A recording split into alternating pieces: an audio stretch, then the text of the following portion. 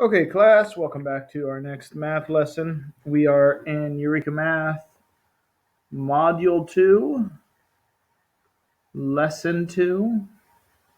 And the title of today's lesson is Translation. Not translating languages, but translating figures and shapes. You will need pages 11 through 20 of your Module 2 book for today. But let's start with our notes so that we can get ready to talk about the new vocabulary word translation. The road so far, let's talk about Lesson 1. Lesson 1, we learned that there are 3 ways to move shapes while, that's a W, maintaining or keeping, vocabulary word from last lesson, congruence. 3 ways to move shapes while maintaining congruence. And remember, congruence means same shape and same size. So 3 ways to move shapes where the shape and the size stay the same, only the position changes. So yesterday we learned the vernacular, the everyday words for these 3 movements. We learned that you can slide, you can flip, and you can spin something and it will stay the same shape, stay the same size. Today, we are going to focus on one of these. Today, we will focus on the slide. We will focus on the slide. And we're going to stop calling it a slide because the mathematical term, which we want to use, we want to be as specific and precise as we can, is translation. A slide is a translation. So when we slide something, we translate it. That is the mathematical vocabulary. A slide is called a translation. And just like we need to be specific with our word choices when we're doing math, because math is a science, we need to be specific about how we translate. So the question I have, how do we specifically communicate where to translate? Because I can say you can slide something, I can say translate, but that doesn't tell you where. And we need to be precise because this is math, this is a science. We need to be precise. We need to be specific about where we are going to translate. So how do we be specific and communicate exactly where we want to translate? Well, I have an answer for you. In math, to communicate specifically where, we use something called a vector. V-E-C-T-O-R, a vector. A vector is a line segment that shows direction and the amount of movement. It shows what direction to move, and it shows how much to move. That's a vector. Super important. A vector gives you specifically how to translate, how to slide. Let me show you a vector real fast. Now, a vector is a line segment, so we just need a line segment. It does not matter how long. Now a vector has a starting point. This is where it's starting. And I'm going to label the starting point A. It also has an end point, which I'm going to label B. So this is segment AB. It is a vector. Now, a vector also has an arrow because the arrow shows the direction. So the arrow shows direction. What direction do you move? Follow the arrow. What direction do you slide? Follow the arrow. What direction do you translate? Follow the arrow. Now the segment, or I'm going to say this bar, this green bar, the bar shows how far. So the arrow shows what direction, and the bar shows how far. And so those are two rules. When you translate, you have to follow the vector. You have to go in this direction, and you have to go exactly that far, because that is what the vector tells you to do. It is the order, it is the rule. So this is vector AB. So you can say vector AB, or you can do AB and put a tiny vector on top. That's how we write the vector. Vector AB or vector AB. And if you'll notice, it has to be specific. The arrow has to go on top of the letter where the arrow is. Do you see how B is next to the arrow? B has to be next to the arrow. It has to follow that rule. The arrow is always facing to the right, and it is always next to the letter where it is in the real vector when you write it. Make sure you know how to write a vector. We're going to practice that also today. If you write it backwards and put BA, that goes the opposite direction. You need to show direction with when you're writing it also.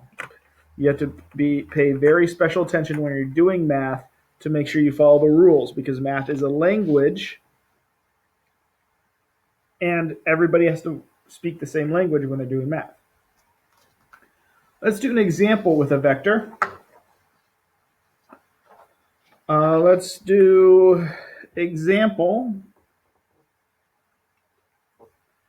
Let's start with something easy. Let's move point P on vector AB. So for this, I just need to draw a point. That'll be point P. And I need a vector. Let's say that can be my vector right there. This is vector AB. So that means I want to move point P and follow this rule. So there's a couple different ways to do this. You remember you have to follow the direction and the amount. So what I recommend you do, I recommend that you make the vector just a little bit longer so that you can follow. I'm going to put a dotted line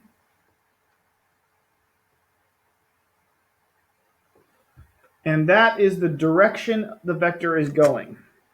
And I'm going to use my transparency. If you can see it, I'm using a transparency. And what I'm going to do is I'm going to take my transparency and I'm going to copy everything.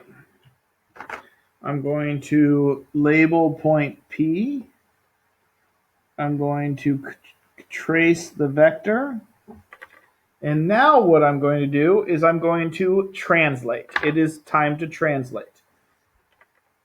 So now I slide, I follow the vector. Remember, the vector is my rule. I have to follow it. So I go in the same direction of my dotted line. That is the direction of the vector. And I move it the same space, the same amount. So do you see how I followed the line? I followed the direction, and I moved it the same space. So my purple vector moves exactly that long because I make it touch the tip of the arrow. So I go the direction, I go the space, and so when I move point P started here, but it followed the vector and moved here. Now you have to be very careful. You lift up your paper and you write under it where point P is. Now I can move my transparency out of the way, and you can see P moved by the vector. It followed the vector rule. I can even take my vector here and I can show you that it followed that P followed the vector rule when it moved. So that's how we do it. We line everything up, we trace it, we slide the vector down, and rewrite where it moved to. Takes a little bit of a trick, takes a little bit of creativity, takes a little bit of artistic thinking, but you can do it. And you can see that P followed the vector. Now this is not P anymore because P is up here. This is what we call the image of P, or you can call it P prime. You put an apostrophe right there. So it is P apostrophe, and that shows you that that this is the image. This is the image of P. It is P after it followed the vector. So let's do some more practice. That's our quick example. Let's do a little bit more, starting on page 11. Now you'll see on page 11 that they give you a page of shapes. Now what they'd like you to do, they'd like you to draw at least 3 different vectors and show what the translation of the plane along each vector will look like. The plane is everything inside of this rectangle. So we need 3 different vectors, and we're going to show how these shapes all move together along the vector. We're going to describe what happens. So we just need 3 vectors. So you can do whichever vectors you want. I'll do a vector right there. That can be my vector AB. I'll do a vector, let's go straight down, and we'll call that vector CD. And maybe I'll go a little bit up and to the right, and that can be vector EF. So I have vector AB. See how I put the B next to the arrow, because that's where the arrow is. I have vector EF. Do you see how F is next to the arrow? Because F is next to the arrow. And I have vector CD. And again, D is next to the arrow in my label because D is next to the arrow on the vector. Now, I need to see how everything moves along these vectors. So what I'm going to do to help myself, I'm going to extend the vectors just a little bit using a dotted line to help me with direction. I want to make the vectors a little bit longer to help me stay the same direction, because remember, direction is important. So I'm making the vectors, I'm putting dotted lines to help me keep the right direction.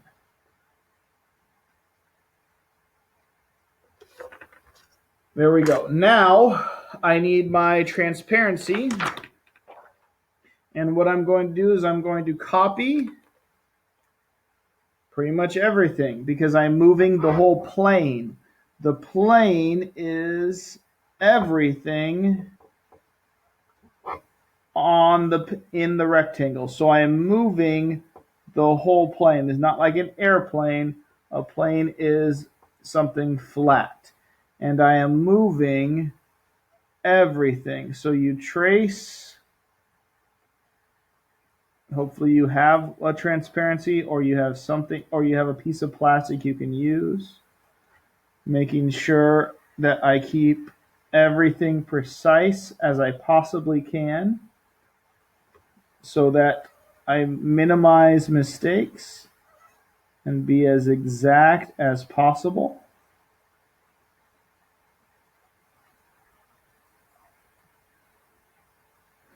And also I am going to label my vectors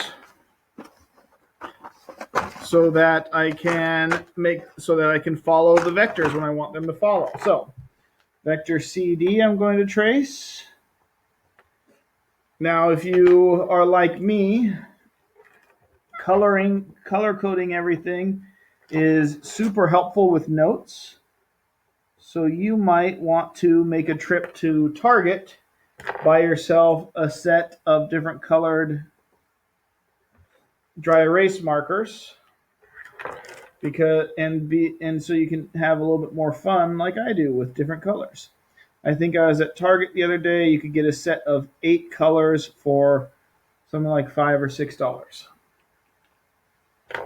So now what I'm going to do is I'm going to follow the vector. So what is going to happen if I follow vector AB?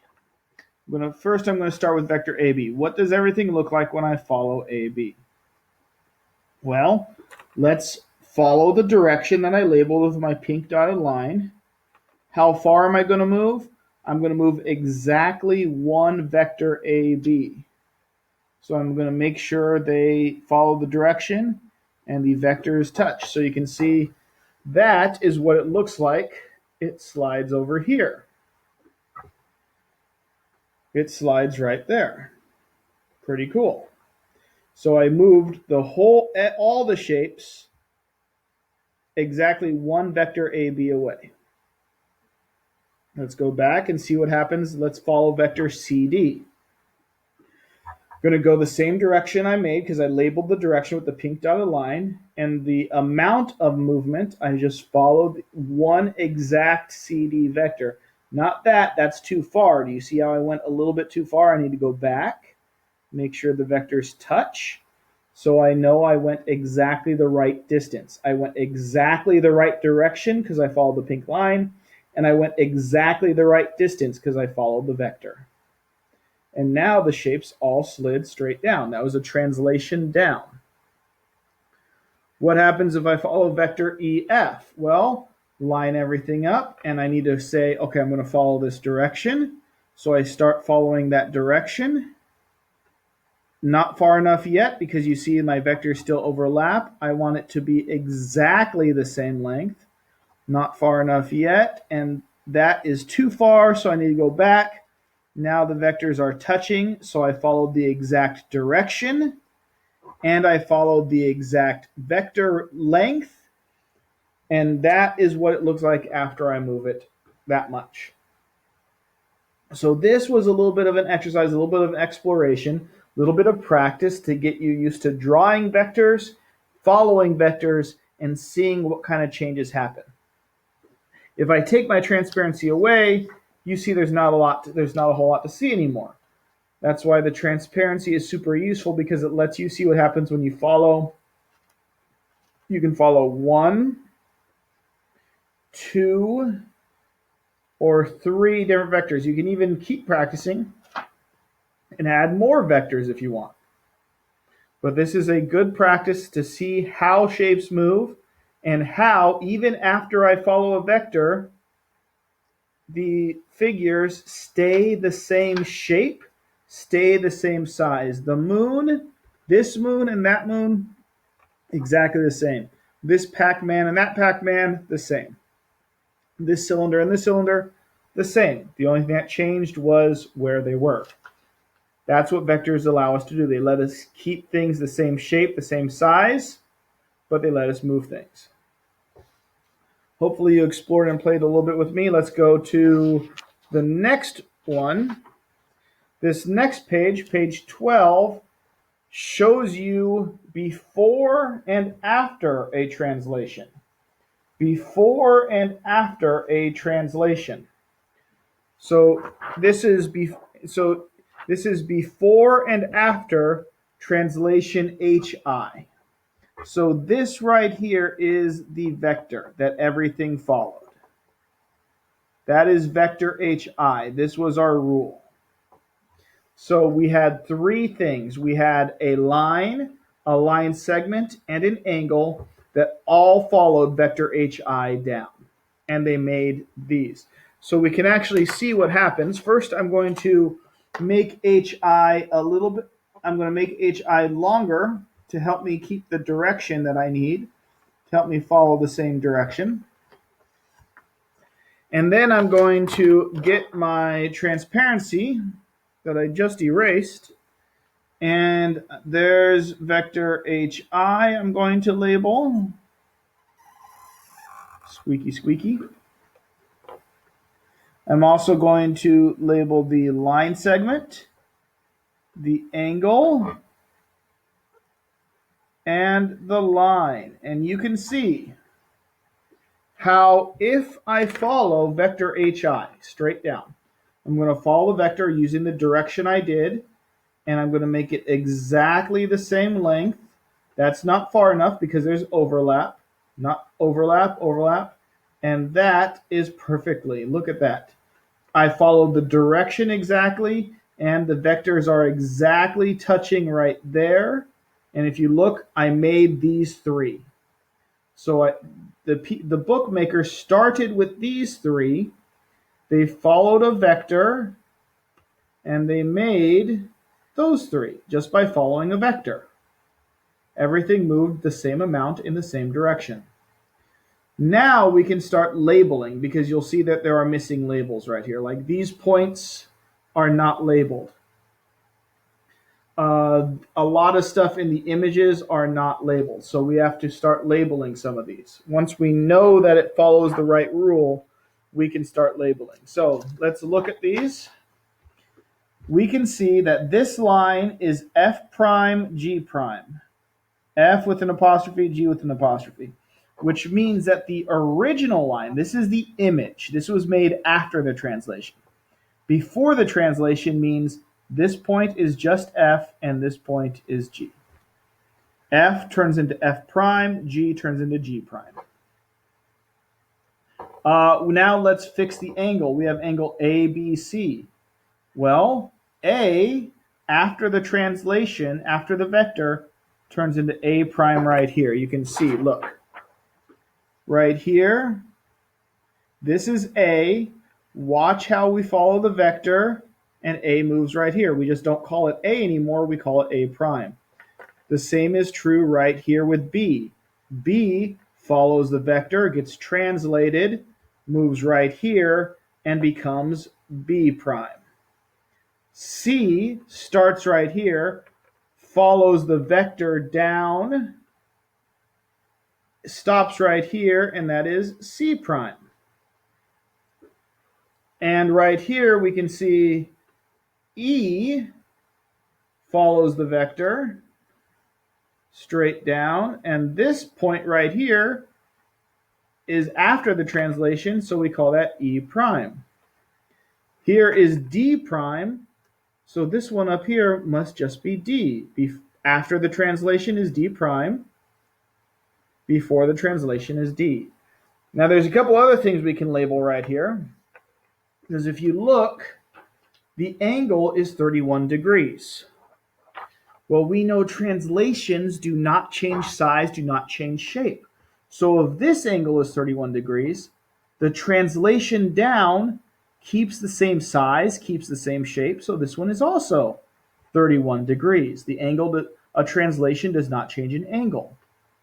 Translation does not change size. So if DE is 5 centimeters, then D prime E prime has to be 5 centimeters also, because translations do not change size.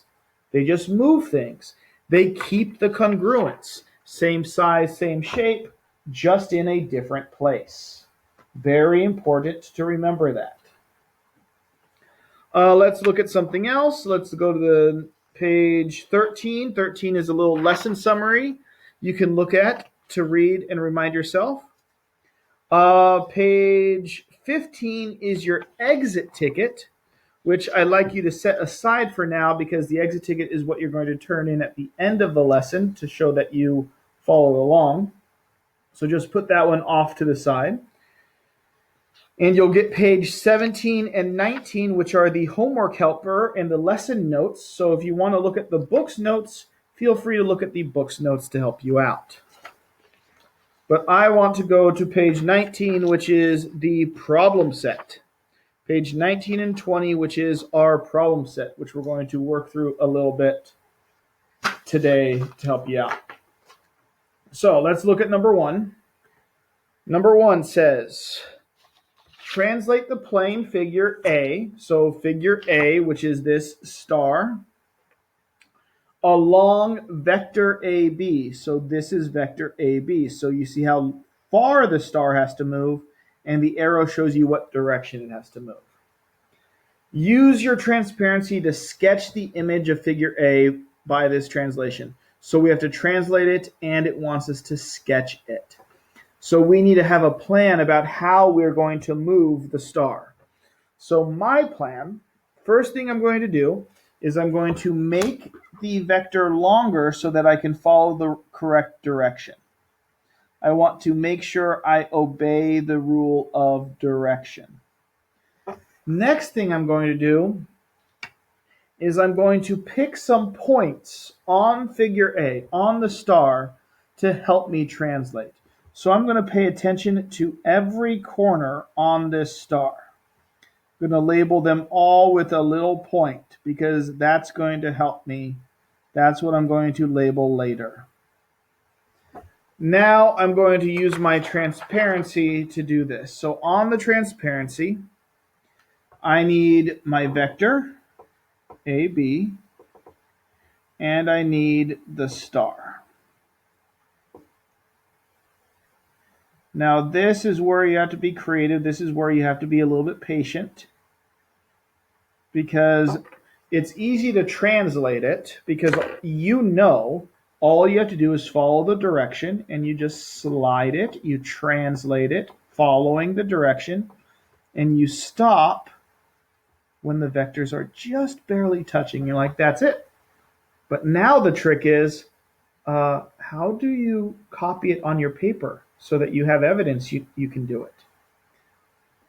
Well, I've seen a couple different strategies with this. Some people just hold it like this and they try to put the points underneath you just put a point on every corner underneath the paper. You just try your best to kind of fold the paper, fold your transparency, and put the points where you can make them work. So that's why I did the little points, because if you just put the points, now you have some points. You just put a dot underneath every corner, and then if you just connect the dots, you should have, I'm doing it fast, you might want to do a ruler so you're a little bit more exact. But if you just connect the points you drew under the transparency, you get something pretty close. Another strategy I've seen that you can try, some people will actually like put this up, hold this up in the air. You need like up against a light, like if you have a lamp in your room, you probably can't see it here, but if you put it underneath and you translate and you use the transparency underneath and you hold it up against a light, you might be able to see through the paper and see where the outline is through the paper. So you can try to write under the transparency, or you can try like hold it up against a lamp and see if you can see through the paper. I've seen both strategies work. So to try to be as exact as you can. It is fun. You get to be a little bit creative. It does take trial and error. It does take practice.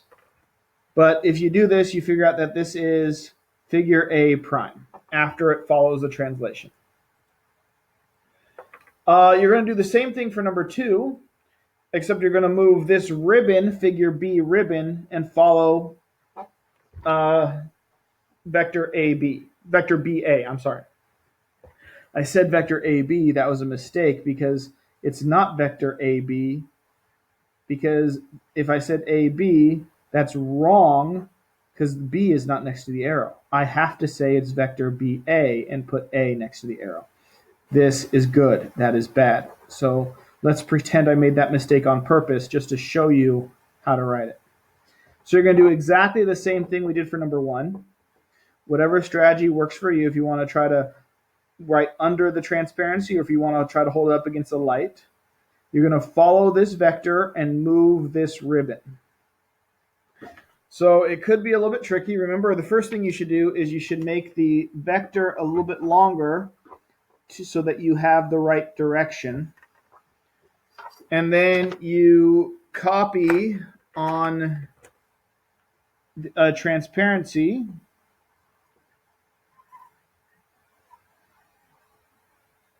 And then you follow the vector and you go exactly the right distance, which is like right there. And then somehow you get to play the game like see through the paper or right under the transparency. And you might say, okay, well, there's a point, and that you can see because it's a curve, you might need to do like some more points following the curve. But you can see it does take practice. I'm not going to spend the time doing all of it, but you get the idea, where you kind of have to write under the transparency, or I can't really show you, but you can hold it up to a light, put the transparency behind the paper, and try to put light behind it. Let's see if I have a strategy here. I have a cell phone with a flashlight. So what I'm going to do, look, there it is. So here, I hope you can see this on the video, but I can put the transparency under the paper. I slide the transparency up with the light behind it, and then I draw. So if you have a flashlight on your phone, you just put the transparency behind the paper on top of a light, and you can do it that way. And then when you're done, just connect the dots. So that is another way to do it. You can either write under the transparency or you use a light. I enjoy it because it's like a little puzzle you have to solve, and you like, how am I going to solve this puzzle? How am I going to write it? How am I going to prove I know how to translate? But it is a fun little puzzle. So think of it like a puzzle, and this will be much more fun. For number 3, draw an acute angle, your choice. Draw a segment with length of 3 centimeters. Draw a point, draw a circle, and draw a vector.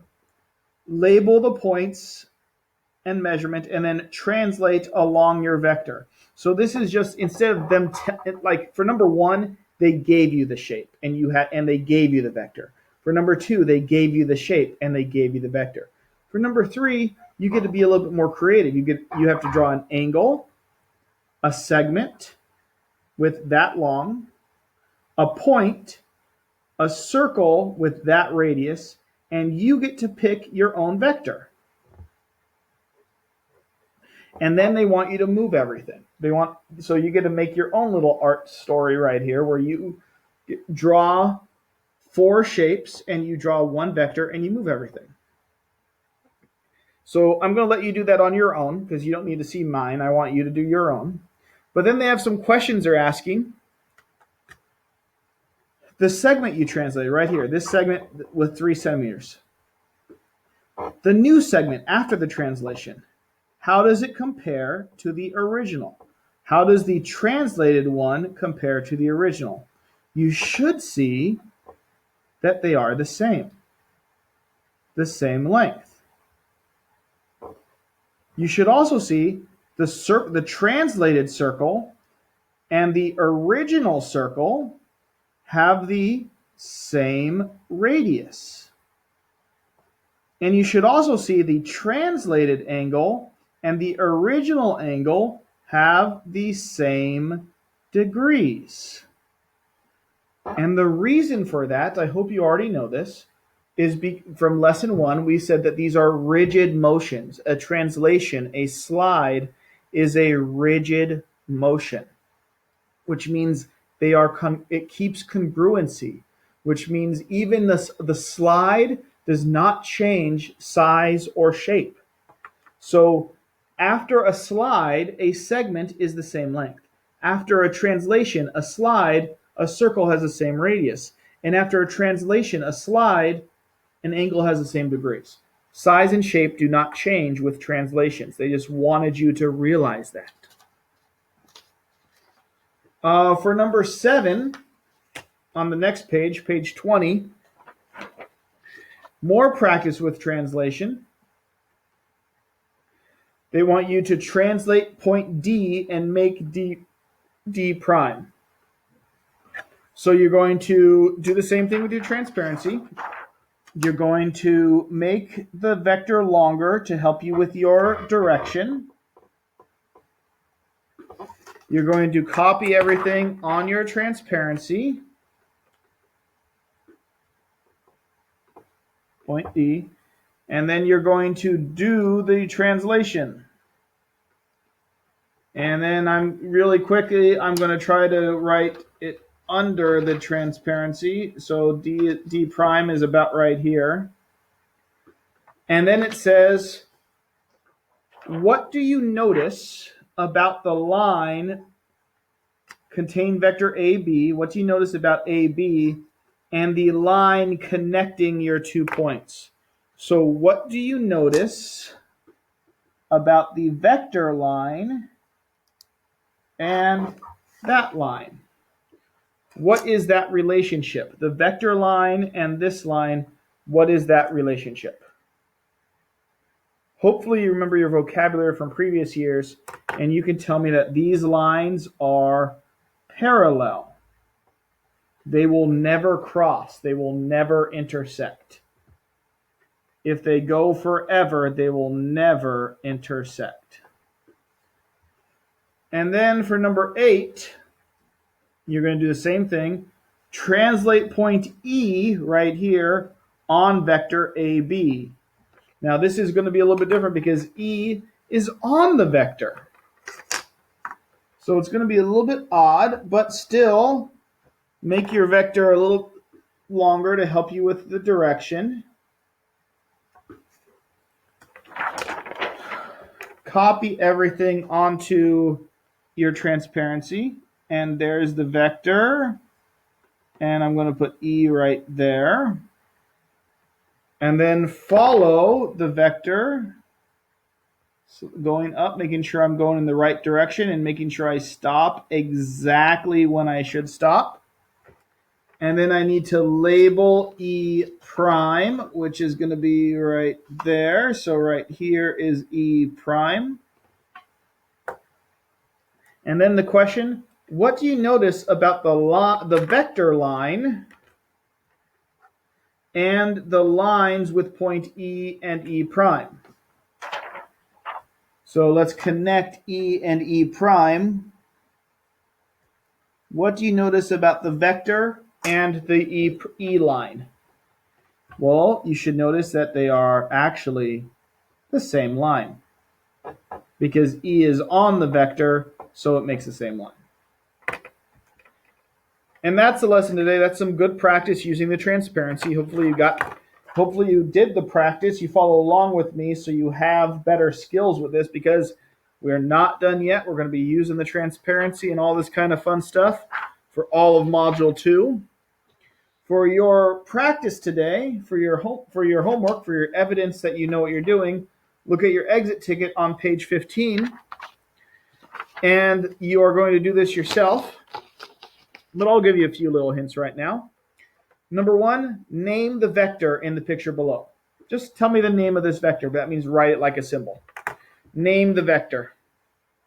You might say it's vector PQ. You might say it's vector QP. But how do you write that?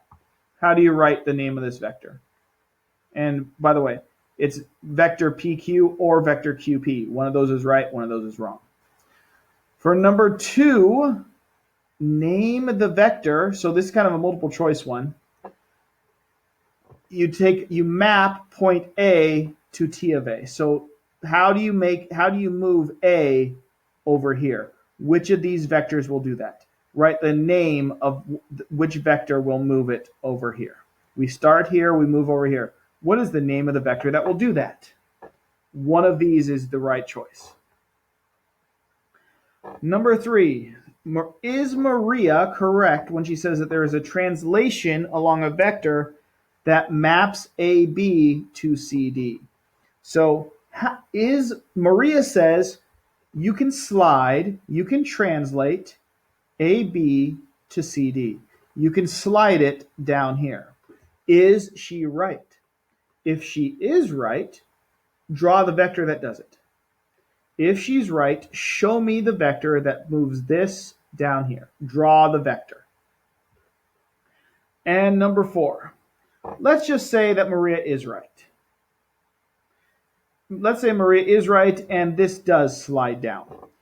And this segment CD is 8 centimeters, or 8 units. Sorry, 8 units. If this is 8 units, what is AB? What is AB? Segment AB is what? And don't forget to tell me, how do you know? Segment CD is 8 units. What is AB? And how do you know? Have some fun with those questions. Have some fun with the transparencies. Thank you for following along. Thank you for taking notes. Thank you for doing your best. And I will see you for the next lesson.